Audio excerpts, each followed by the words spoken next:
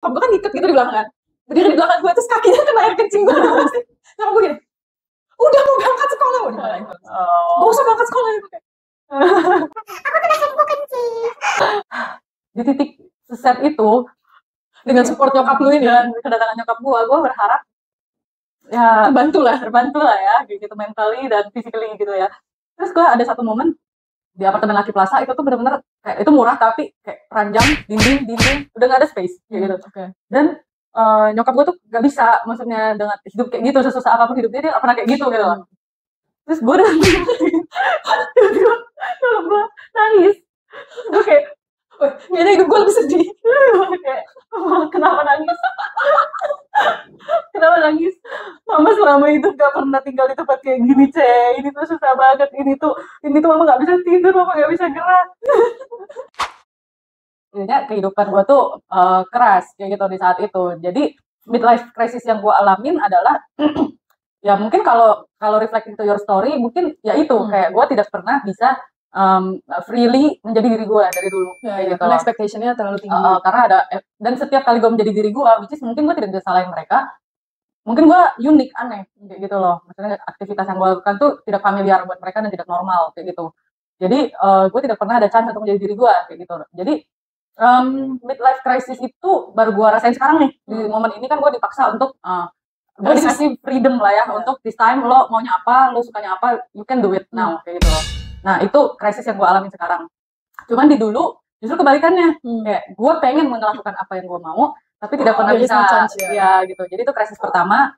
Terus krisis kedua, I think of course ketika gue ya 20 early 20 itu there is masalah bokap gue dan keluarga gue bankrupt, dan saat itu gue masih kecil, masih muda banget. Jadi mungkin akhir belasan gak sih itu? Itu mulai, tapi peaknya yang kayak the bomb is exploding tuh ketika gue 22 atau 21 kalau nggak salah gitu. Jadi itu krisis yang selanjutnya gitu kan. Nah, dan bener sih krisis yang sekarang 30 itu kebalikan. Gue harus figure out gue tuh maunya apa kayak gitu. Krisis gue in the form of that kayak gitu. Jadi I think kalau gue relate sih sama yang gue tanyain ke senior gue tadi gitu, mirip tuh di 20-30 gitu. Tapi memang type of crisisnya berbeda ya, karena timelinenya kan kalau dulu kan mungkin rasanya kayak gue anak yang paling tersakiti gitu kan. Terus waktu lu kan bokap lu bankrupt ya kan, terus kalau sekarang kan totally different kan. Tapi kayaknya setiap krisis tuh memang it meant to be membentuk kita menjadi pribadi yang berbeda gak sih? Iya betul sih. Cuman kayak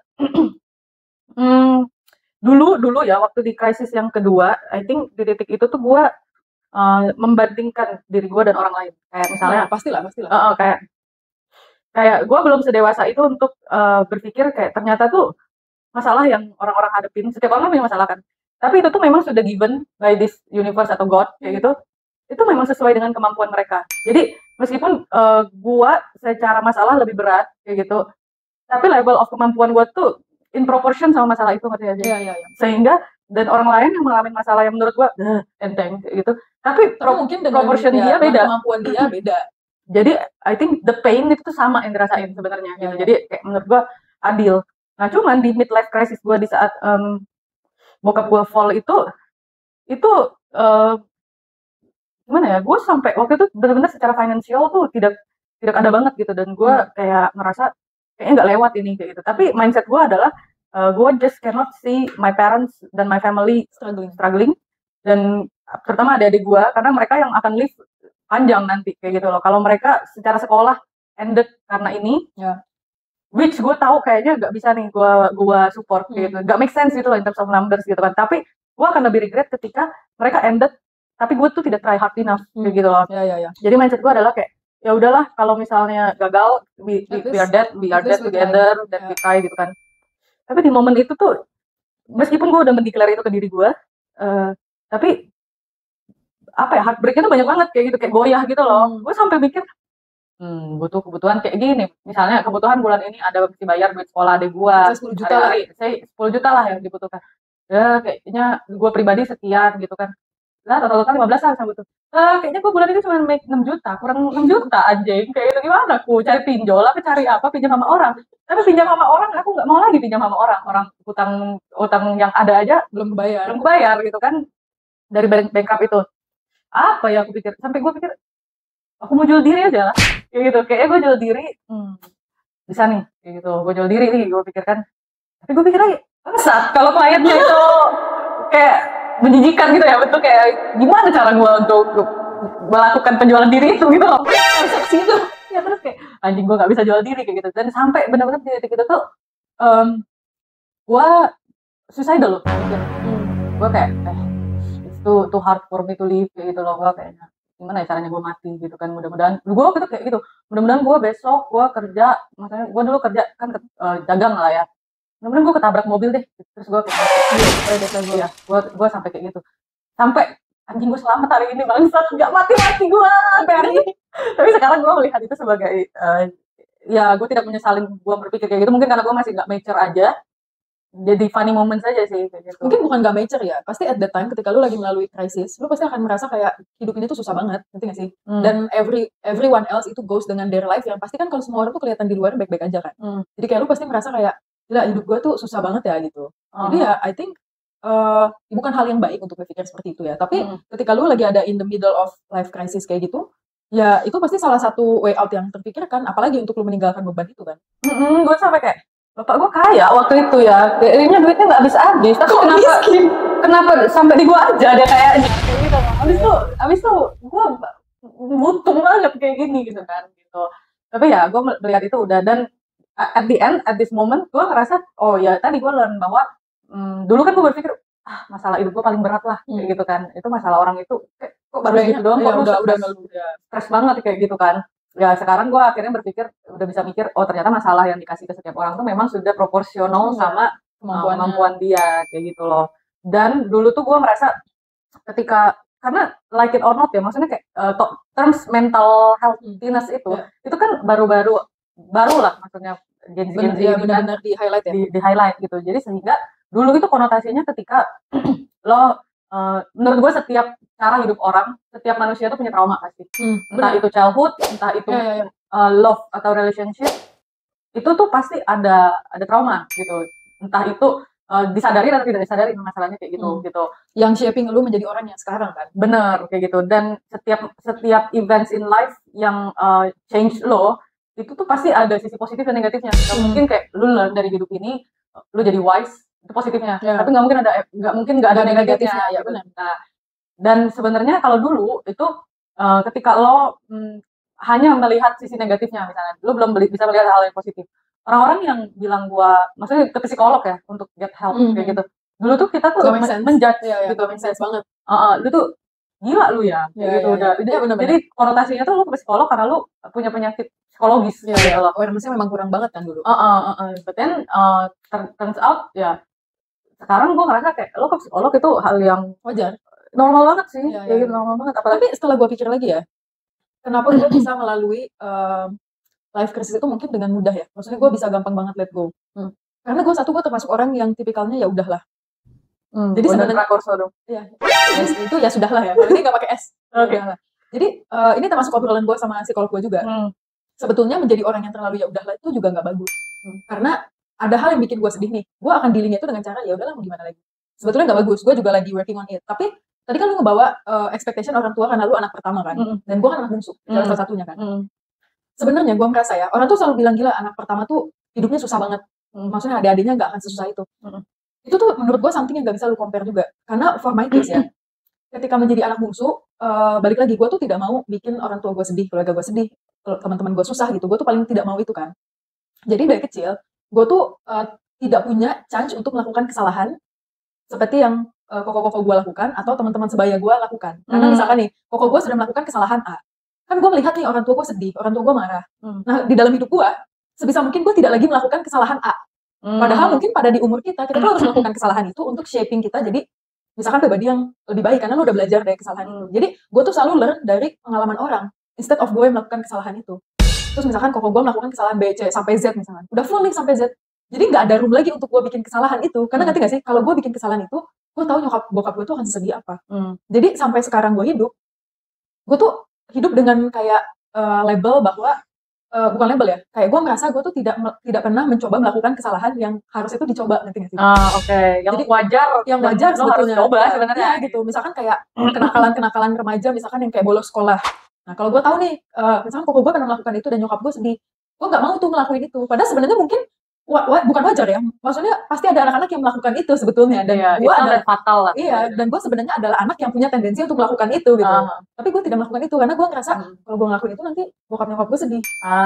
Jadi gue tuh selalu learn kayak misalkan koko gue melakukan kesalahan ABC atau keluarga gue melakukan gini, gue udah kayak learn, oh kalau dia begini nanti keluarga gue sedih. Jadi gue nggak bisa ngelakuin itu. Jadi sampai sekarang tuh gue tidak bisa melakukan kesalahan yang dibuat oleh orang lain gitu loh. Kayak dia kan udah pernah gini, jadi gue masa gitu lagi. Dan jadi jeleknya tuh jadi kayak gitu. Mungkin good and bad things ya sebetulnya. Cuma gue jadi merasa gue tidak tumbuh dengan maksimal, ngerti nggak?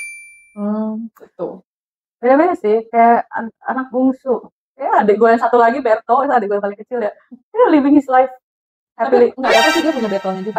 Pasti. I think ya balik lagi kayak yang gue ngomong tadi, kayaknya pressure ataupun beban yang dikasih ke orang tuh memang sudah terukur dengan porsinya kayak gitu loh. Kayak role masing-masing orang kan. Dan kadang kalau jadi anak bungsu tuh gini loh. Orang tua zaman dulu itu kan sangat tidak komunikatif dengan their feelings ya. Mereka tuh nggak bisa ekspresi itu. Even though misalkan kayak orang tua lu bikin salah, mereka tuh nggak akan minta maaf. Ya maaf ya, itu tuh kayak hal yang tabu gitu loh untuk minta maaf. Paling kayak makan aja, makan apa. Minta maaf itu, apalagi kalau Asian Chinese lah mostly gitu kayak makan apa, dimasakin nih makanannya, makan sini. Tapi masihin kayak bete gitu. Tapi sebenarnya itu adalah cara mereka untuk minta maaf kan sebetulnya. Nah, kalau misalkan kayak anak bungsu gitu, gue merasanya ya expectation-nya kayak gitu, kayak koko lu sudah melakukan, kakak-kakak lu udah melakukan kesalahan, ya berarti lu gak bisa kayak gitu lagi gitu loh. Iya, bebannya beda lah. Iya. Tapi speaking of orang tua minta maaf ya, gue ada cerita lagi nih ya. Kayak, kan lu diajarin pelajaran PPKN dan budi pekerti dong, di SD, SMP gitu kan. Terima kasih, tolong, minta maaf. Ya, namanya anak kecil menyerap pelajaran deh. Kalau lu salah, lu harus minta maaf. Iya. Terus ada satu momen yang, again, gue berantem sama bokap gue, apa ya itu, kalau nggak salah gara-gara pokoknya mungkin nilai gue jelek atau gue melakukan kenakalan apa, kenakalan remaja lah yang wajar kayak gitu. Tapi dia emosional bokap gue dulu tuh gitu kan. Terus nggak bisa ganti meja. Oh gila, dia memang bisa membanting-banting kayak gitu. Dan serem banget bokap gue dulu gitu. Jadi saat itu, tapi kayaknya sorof ya kayak gitu cara berbaikannya kan. Kalau Asian gengsi dong, nggak mau ngomong sorry ya tadi papa emosi, atau sorry ya tadi mama emosi gitu kan. Jadi ya menurut mereka invitation untuk kayak udah makan belum kayak gitu. Itu adalah form of mau baikan kayak gitu kan. Terus gue yang kayak jutek dong, kayak enggak mau kayak gitu. Terus akhirnya gue diemin, terus besokannya kok lu masih marah, lu marah kenapa kayak gitu udah mikir. Terus aku masih marah sama papa gitu kan. Diem-dieman sama bokap gue, mak gue kan jadi tengahnya kan gitu. Terus ya jadi kamu maunya apa gitu kan, papa udah panggil kamu untuk makan, udah ajak kamu ngobrol, kok kamu masih kayak gitu terus, mau sampai kapan gitu. Gue dengan tidak tahu malunya gue bilang, aku mau papa ngomong minta maaf sama aku. Bangsat gak? Terus mama gue bilang, ya gak bisa gitu lah Cek, kayak gitu. Lu tahu papa lu kayak gitu, papa lu kan udah minta maaf. Mana, gak ada. Dia ajak lu makan, dia ajak lu ngobrol. Kurang apa lagi, harus baik gimana lagi sama lu. Aku tuh diajarin di kelas, kalau salah, itu harus ngomong minta maaf. Jadi papa harus ngomong ke aku, Cece, sorry kemarin papa kayak gini, papa minta maaf ya, kayak gitu.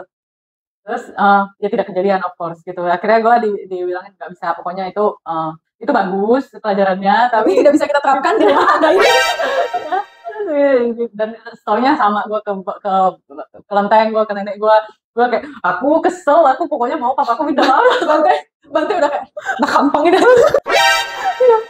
Anjing kayak ini bocah tai banget kayak gitu loh. Gue tuh aneh ya, dari dulu tuh aneh gitu. Kayak dulu gue punya sepupu cici-cici lah ya gitu ya, cewek. Kalau cewek kan mainnya masak-masakan, daun. Ya maksudnya masak-masakan live masak tuh kan mereka daun di gerus kayak gitu kan, lucu gitu, bunga diambil gitu kan.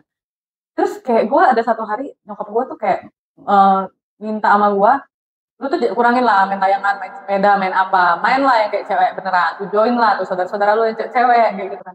Gue mau join dong, dengan seneng-seneng, oke, mau cari perkakas untuk masak ya, bumbu-bumbu, oke, daun udah, bunga udah kayak gitu kan, rumput udah, air udah, oke, aku cari lain.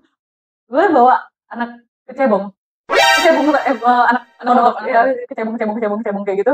Terus aku bawa terus kayak gue mulai motong kecebong itu.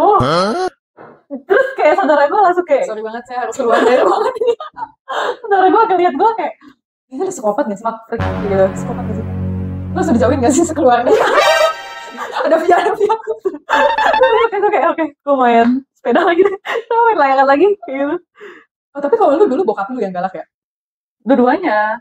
Nular mereka. Kalau bokap gue sampai sekarang adalah orang yang sangat tenang. Dia nggak pernah marah. Dia sangat-sangat baik hati lah. Tapi nyokap gue nih sangat galak kan. Jadi dulu tuh lu tau gak sih? Dicubit tuh dipiles. Puter. Iya, gue dulu kalau dicubit di paha dalam. Itu kebayang gak paha dalam sakit banget kan? Iya. Gue nakal tuh gitu. Dan dulu tuh gue kan tomboy ya. Gue ini tomboy. Terus ada satu momen, kan sore tuh waktunya kita mandi kan. Jadi teman-teman kecil gue tuh waktu gue umur di bawah 10 tahun gitu, temen gue tuh semua cowok, banyak kan cowok. Yang cewek tuh cuma berapa, dan kalaupun yang cewek tuh mainannya kayak anak-anak cowok juga, kayak masih main sepedahan gitu-gitu. Terus pas waktu itu ada satu momen sore-sore tuh gue disuruh mandi kan. Gue mandi.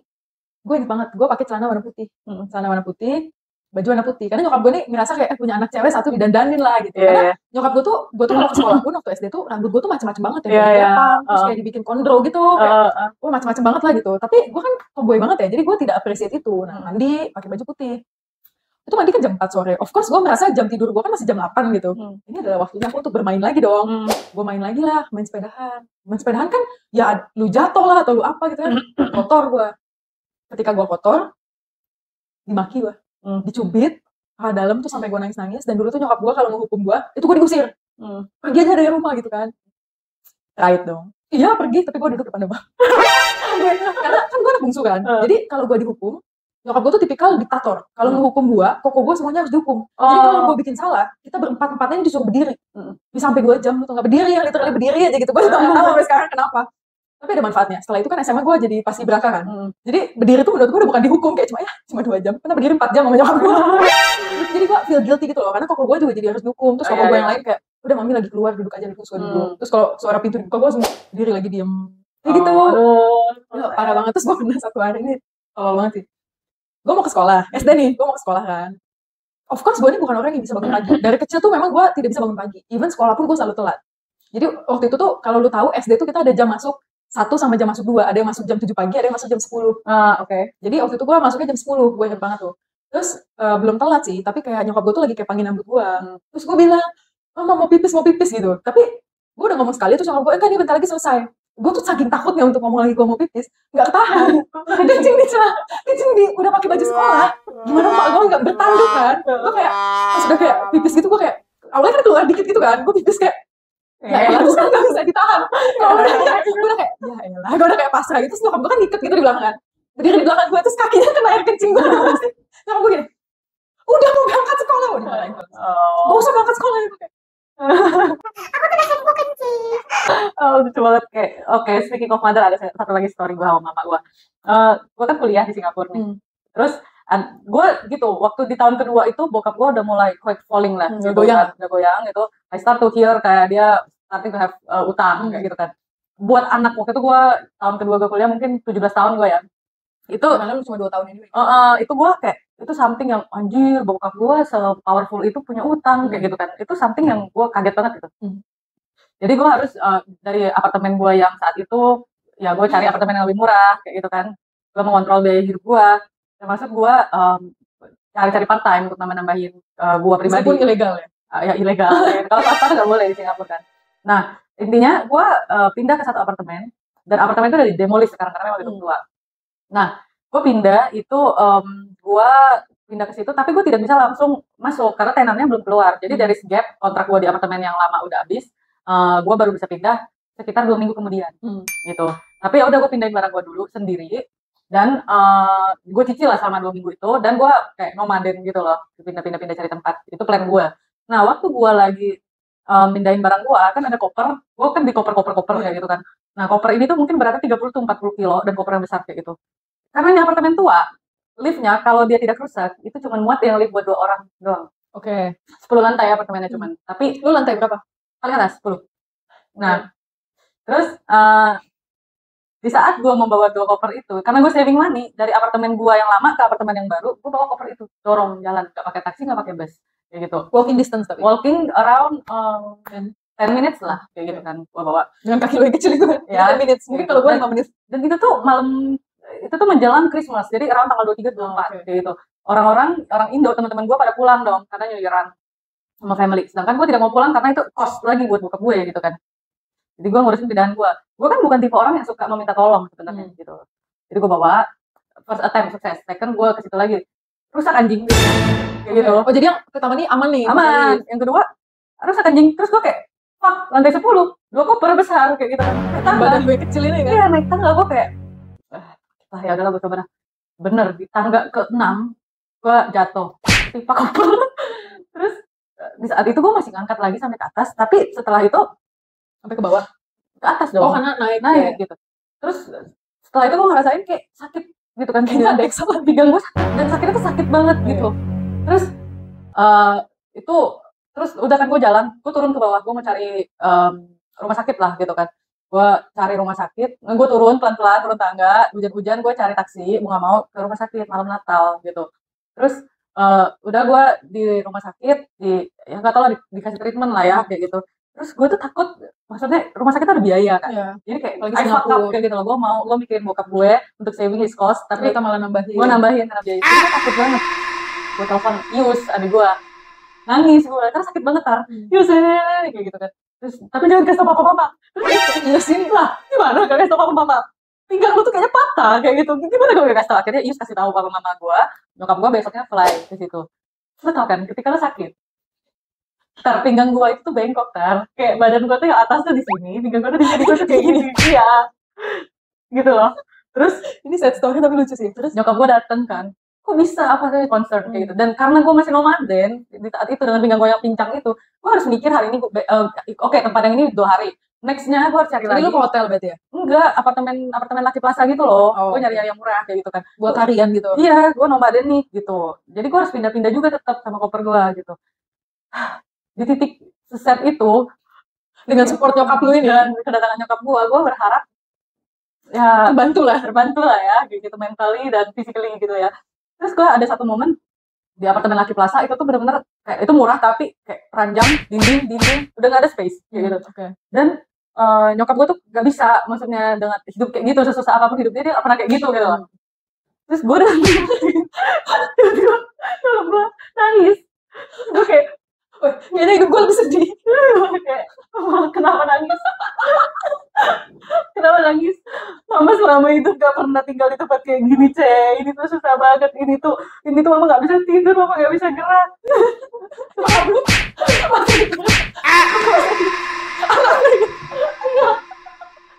Tinggal gue bengkok. Ayo banget gak? Bangsat, gue bilang. Terus gue inget banget saat itu gue kayak gini.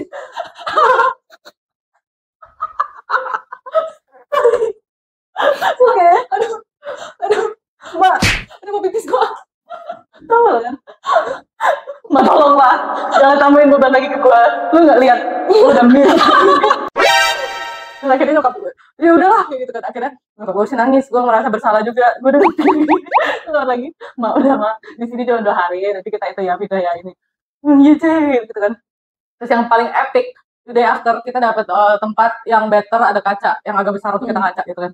Gue buka baju dong. Setelah 2 hari, kok gue nggak ada pinggang gue nggak lurus-lurus. Tapi itu dokter bilang memang patah. Dislocate. Gue kayak ini di depan kaca. Terus gue udah mulai panik ya, serius nih gue panik. Kalau gue selamanya kayak gini gimana gitu kan. Jelek banget gue jadi cewek gitu. Pacar gue putusin gue lagi kayak gitu kan. Terus gue dengan sedih waktu itu, gue worried banget itu gak balik lagi gitu.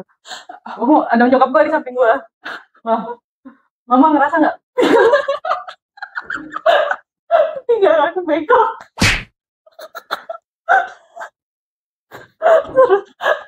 Ini episode ini 10 menit kita ketawa doang. Terus nyokap gue kayak, iya sih, agak bengkok. Agak bengkok pada lu ini. Agak doang. Ya kayak gini kan. Mak, kalau misalnya ini gak balik lagi, gue kayak gini, kita gimana? Lu tau gak, seharusnya bagi mama yang lu harapkan pasti balik lagi, tenang aja gitu, lu gak sampai pikir, itu kan masih bengkak, kayak gitu loh. Kayak, kan lu sebagai mama bisa tahu dong, itu lagi bengkak, itu lagi apa gitu kan. Dia gak even lihat, dia gak even pegang gue. Dia ketawa anjir. Wah, dia lucu banget sih lu. Kayak gitu. Akhirnya gue kayak, Gue cuman kayak setelah itu gue kayak anjing lah, harusnya mama gue nggak usah datang. Tapi lu akhirnya tetap treatment lagi nggak? Atau enggak lu diemin aja? Enggak, dia makin lari makin lurus. Jadi sampai saat ini lu nggak tahu sebenarnya udah balik lagi fully atau belum? Balik fully. Terakhir yang maksudnya kayak ada ronsen terakhir Udah balik. lurus dia kayak Tapi gitu. lu pas akhirnya lu ke rumah sakit yang malam-malam itu, costing lagi kan pasti? Kos iya Totalnya berapa? 30 juta kayaknya, 3.000 SGD belum nyampe, waktu itu masih 6.000 7.000 ya SGD ya. Gila. Oh itu sedih banget malam 18 juta berarti kan? ya, malam Christmas. Kayak gitu. Nyokap lu, mama gak bisa tidur di tempat kayak gini. Di rumah sakitnya gue basah kuyup kan gitu, terus gue register sendiri. Mana Guardian lo? Gila, sedih banget sih. Iya sedih banget, udah sesedih sad story itu. Gue di rumah sakit sendiri, besokannya mak gue datang, terus kayak rumah sakitnya tanya, lu harus dirawat inap. Gue ngeliat bilnya aja udah segitu kayak Enggak, aku akan berjalan meskipun seperti ini. gue rest di rumah aja. Yang gue nggak tahu rumah gue di mana nomaden. Nyokap gue malah kayak gitu. Nggak bisa di tempat kayak gini.